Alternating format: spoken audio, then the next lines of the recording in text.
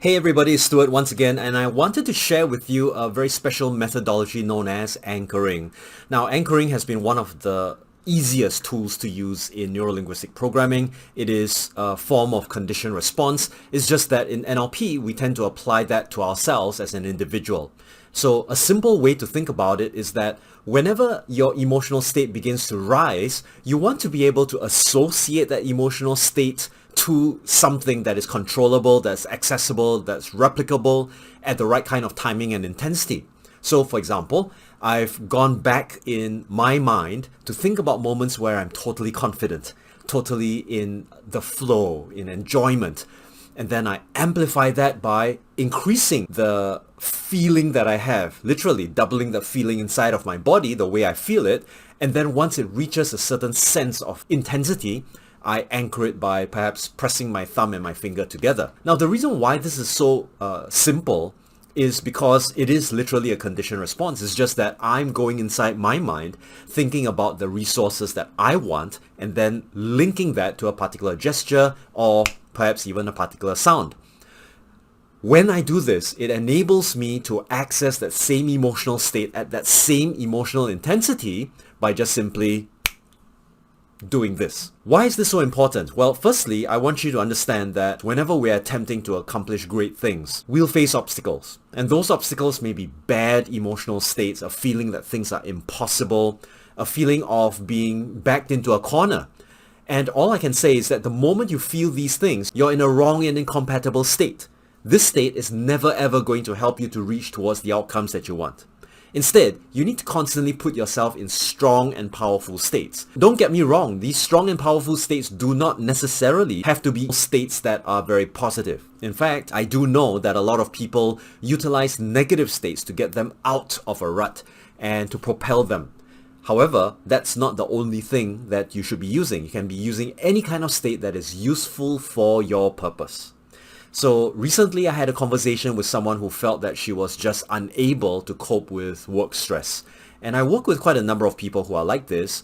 They believe that it's the end of the world. When I got her to go back in time and think about moments where she was being supported and nurtured, and she felt good about herself and anchored that experience, every time she now needs to make a decision, she thinks of the moment where she's supported. And because of that, she now conditioned herself to become more aware of whatever people were supporting her in. She's much freer, she's more focused, and she actually can go out and accomplish amazing things today. Anchoring, therefore, can help you to revivify or to re-establish the emotional state that has already been inside of you. It's just that you haven't been looking out through those lenses. What I'd encourage you to do is to consistently tap into those emotional states so that you feel good for no apparently good reason. It's good for your body because you're letting positive neurochemicals travel around inside of your body. And more importantly, when you practice the art of anchoring, it becomes more and more precise for you over time. Now, you remember the graph that I showed you earlier on? It does require you to be aware of what the maximum level of intensity is going to be. And you know, emotional states, they come as quickly as they go.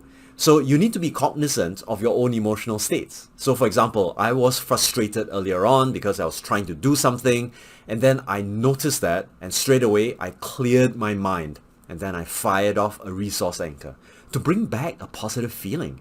This positive feeling is going to carry me through completing that task far better than the frustration, right? Allowing yourself to get into strong and resourceful states is so important. Have you rehearsed more positive and resourceful states or negative and unresourceful states? So, with the structure of anchoring in place, here's what I'd like you to do. Think of a moment where you need to get some work done. Get yourself into a deep and positive state, whatever that state might be, especially a state that is elevated, that enables you to take action on those things that you need to do. Then go inside of your mind and amplify those states. Once you've amplified those states by seeing what you see, hearing what you hear, and adjusting the volume, the colors, so that they're as vibrant as they were in the past, it's very likely that the feelings are going to get enhanced. And because those enhanced feelings take place, you are going to be able to recall that emotion with a heightened state of experience.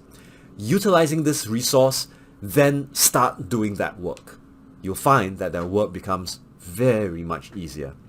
So, simple, practical takeaway for anchoring. I'd like you to practice this on a regular basis. Enjoy the resources that you have forgotten about. And if you found that this was useful, click the like and subscribe button. Allow us to be found by the YouTube algorithm so that other people will learn about these strategies to elevate themselves beyond challenge and suffering so that they can take actions to abundance.